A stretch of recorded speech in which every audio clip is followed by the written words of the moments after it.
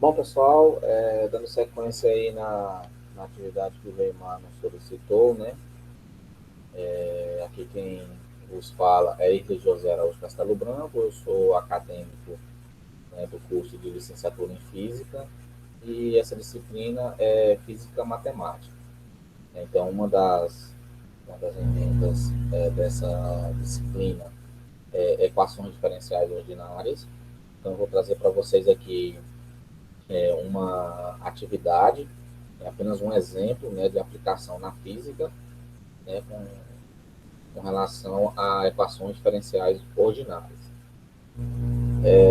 Então, assim, primeiro a gente entender um pouquinho do que é essas equações diferenciais ordinárias, né, chamadas EDO. Então, elas são de importância fundamental, né, na matemática e em suas aplicações em engenharia, né, visto que são usadas para expressar matematicamente diversas relações e leis físicas, né, com ênfase na modelagem, né, ou seja, na transição de uma situação física para um modelo matemático. Então, assim, eu não estou trazendo nada que é de novo, né, apenas são aplicações das equações que já são descobertas e que já são escritas, né, em vários livros aí de cálculos. Eu trouxe aqui um pouco também para vocês verem um pouco de aplicação, né, das equações, apesar que, como é um único exercício, né, um único exemplo de demonstragem, mas a gente tem vários, né, exemplos aí que pode ser aplicado na engenharia, né? Então, aqui a gente tem exemplos, né, de pedra caindo, a gente tem exemplo aqui de velocidade com paraquedas, nível de água, né, equação de Torricelli, temos deslocamento, temos batimento no sistema vibrante, né, temos corrente no circuito RLC, deformação de uma viga, né, aplicação para engenharia civil, temos pêndulo. Então, assim, tem N, né, aplicações que as EDOs podem trazer aí de benefícios para a engenharia e para a própria física. O exemplo que eu vou trazer para vocês é um exemplo de decaimento exponencial, né, que é a lei de Malthus. Malthus ele foi um pioneiro inglês, né, da economia clássica. Então, assim, é uma equação que ela já que a gente tem apenas, ela já é definida, né? A gente tem que definir apenas alguns pontos de entrada, né? E o que a gente vai querer, e dependendo de alguns fatores, o que a gente vai colher na saída. Mas principalmente o fator dado de entrada, esse que é o dominante dessa equação.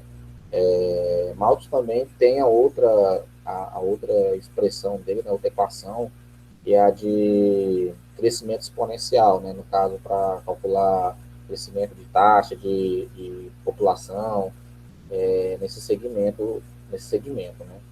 Então, aqui, a lei de Malthus, né, eu vou aplicar essa de decaimento exponencial. Então, a gente pode se perceber que cada EDO ela possui uma solução, né, contendo uma constante arbitrária C, que aparece, né, ela acaba aparecendo nas soluções, né, que é chamada de solução geral da EDO. Né? Então, só que ainda existe uma particularidade, né, que se a gente escolher um C específico, né, estou colocando aqui como, por exemplo, um C igual a 6,45, ou 0, ou menos 2,01, obtemos o que chama de solução particular. Né? Então, ela não é, ela saiu de uma solução geral e criou-se uma solução particular, né? Na qual esse C ele deixa de ser arbitrário, né? Dentro da equação. Então vamos lá. Para a gente construir esse exercício, a gente vai dividir ele em três etapas. Né? A etapa 1 é a transição da situação física para a sua respectiva formulação matemática. A etapa 2 é a obtenção da solução através de um método matemático.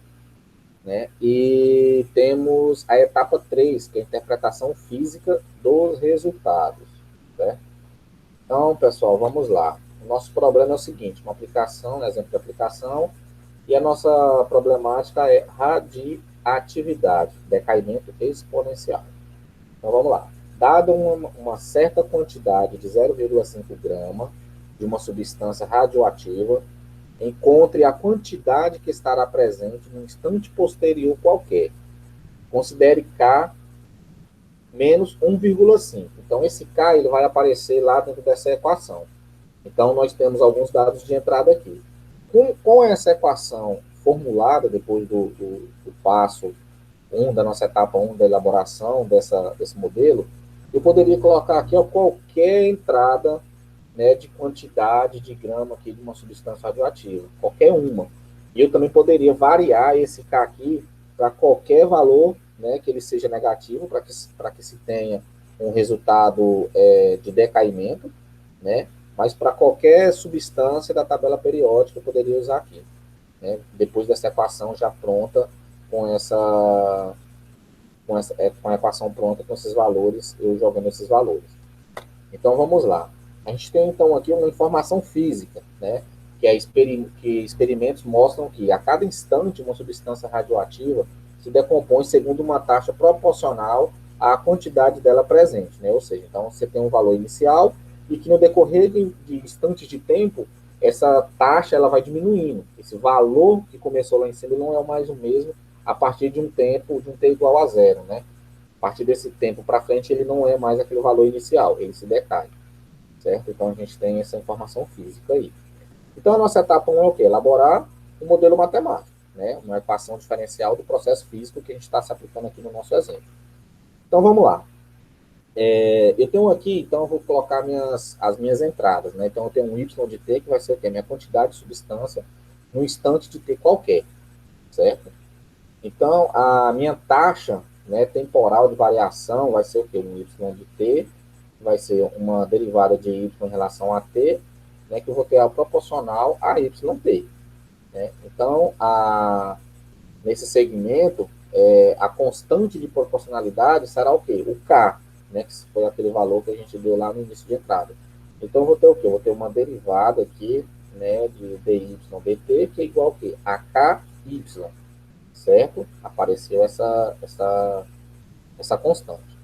Então, o valor de K, ele é conhecido por meio de experimentos realizados com diversas substâncias radioativas. No nosso exemplo, a gente já está deixando claro que o K é menos 1,5. Certo? O que eu tenho que encontrar aqui agora é apenas meu modelo matemático.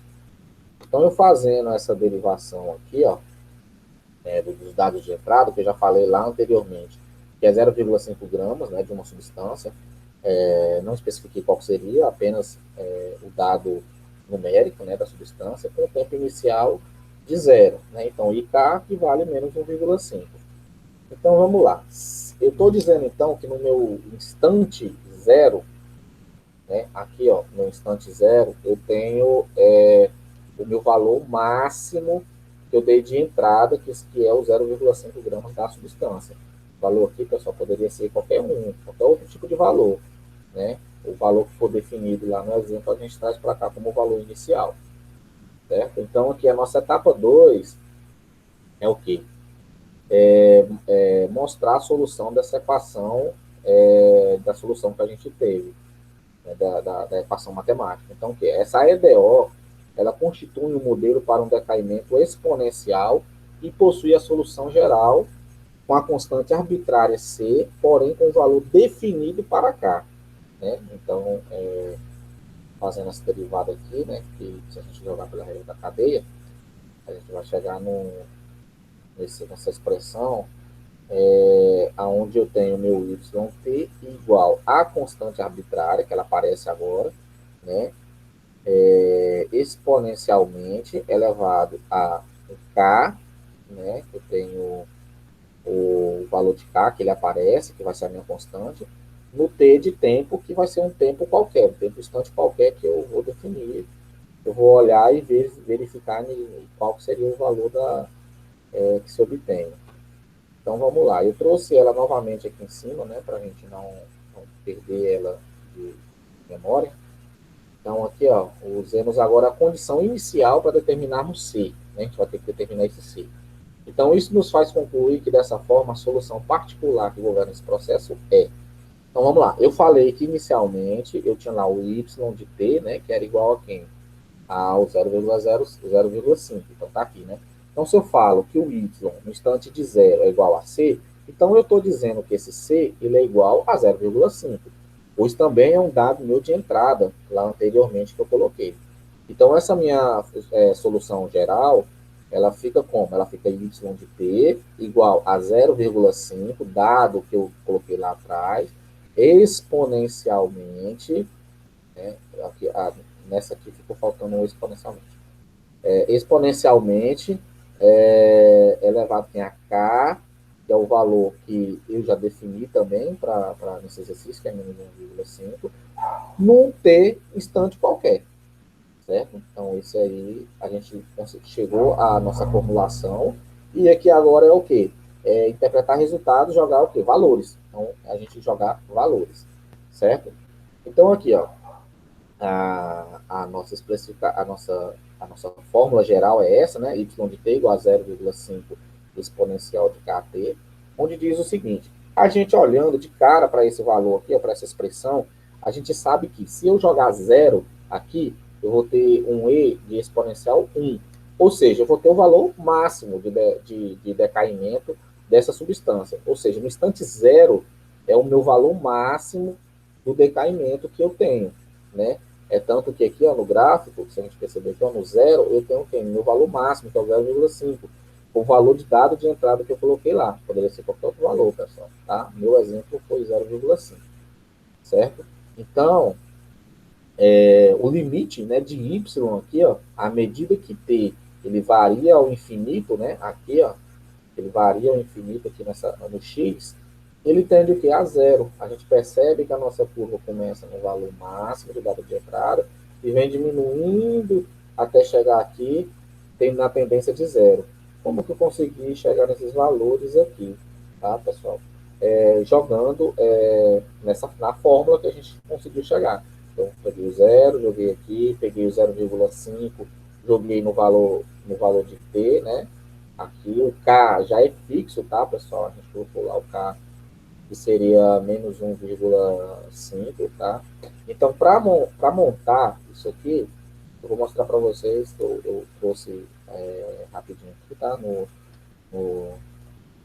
no Excel, tá? Então, assim, as EDOs, elas é praticamente para se trabalhar, os modelos matemáticos dela, para se trabalhar o quê? Ferramentas computacionais. Porém, o que a gente tem que definir?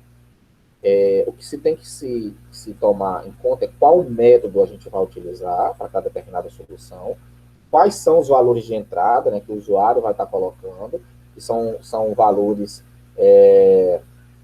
que impactam no resultado, que podem ter valores incoerentes com relação ao método que você está utilizando, e aí, nesse caso, não se mostraria a eficiência do método, né, do modelo matemático escolhido, certo? Então, aqui, né, como se fosse utilizasse um modelo de forma computacional para a gente poder fazer as interpretações dos resultados aqui, ó. O K, pessoal, aqui, ó, que eu coloquei como 1,5, poderia ser qualquer outro valor. Vamos variar aqui, ó, para 1. Se fosse 1, certo? Olha como que ficaria o nosso gráfico. Então, ele subiu um pouquinho aqui, ó, você vê que a tendência dos valores aqui a zero, ó, ele até aumentou um pouquinho a minha escala, né? Então, essa escala viria mais um pouquinho para cá, a partir do momento que você vai diminuindo aqui o valor. Vou colocar outro valor aqui, ó, menos 0,08. Ó, olha como que fica o gráfico. Tá vendo? Então, assim, eu teria que ter um espaço de tempo aqui muito maior, né? Como disse lá anteriormente, né? Que o limite de y tenderia ao infinito, para ele poder tender a chegar aqui, ó, a zero. Então, vocês veem que quando eu vario a constante k, ele cai, né? Ele vai caindo, mas numa escala exponencial, de acordo com a fórmula que a gente descobriu lá no passo anterior, certo?